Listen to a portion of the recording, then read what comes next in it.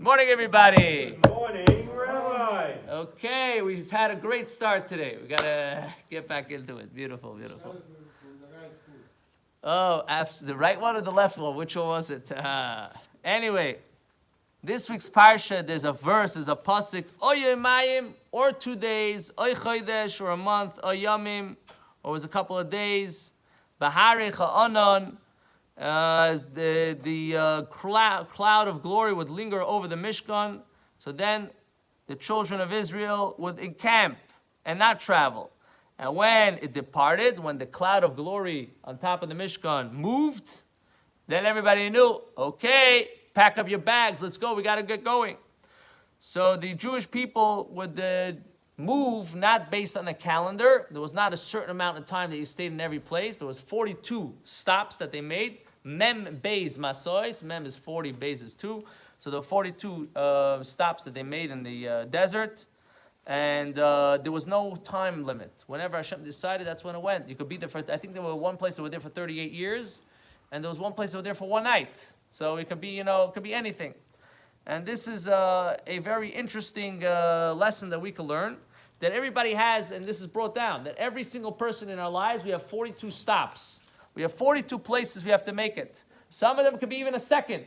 You're in a situation, you have to deal with it, that's a stop. You finish with that situation, you move on. You could be in a certain situation for a very long time, but everybody has 42 masas, and you have to try to bring in that place that you are, you have to try to bring in holiness. Bring in, just like the Mishkan, the divine presence of Hashem was there, and that was a very special experience. So too, in your avoid, in your service, where you're holding, you have a certain challenge, you have a certain situation, you have a certain experience, you have to bring it in.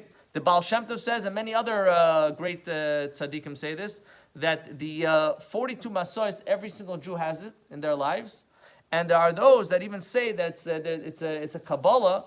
It's like a segula to read the 42 stops in the Torah, because it helps a person to put you back in your chi, back into where you're supposed to be, and it helps you to be able to deal with your challenges spiritually, and also that it gives you an understanding of what you're doing in life.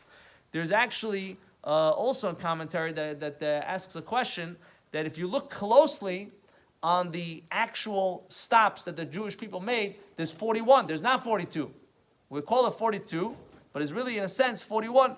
So one of the explanations that's given is because it says that Hashem says, I will take you on the wings of like an eagle, but in a sense, Hashem is picking everybody up. And that means to say that in addition to the actual physical stops, there's an element that Hashem picks you up, that you have this ability to be able to override your challenges. You're not just stuck inside of it, but you're able to go over it, and that's a stop within itself. And there are Mefarshim that say also, that what does that mean in the actual 42 travelings, that Hashem, in a sense, took the Jewish people at the first stop. They went to Eretz Yisrael. They already went to Eretz Yisrael.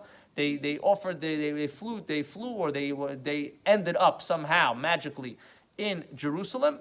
They offered the Karban Pesach in Eretz Yisrael, and then they ended up back where they started from. So it was like there was another traveling that's not necessarily recorded, but there was another stop that they made. Hashem Shalp, we should also have that. We should have the Hashem should take us on the wings, because that's the ultimate stop to get into Yerushalayim with the Beis Hamikdash. B'karim Mamish. Amen. Everybody have a wonderful day.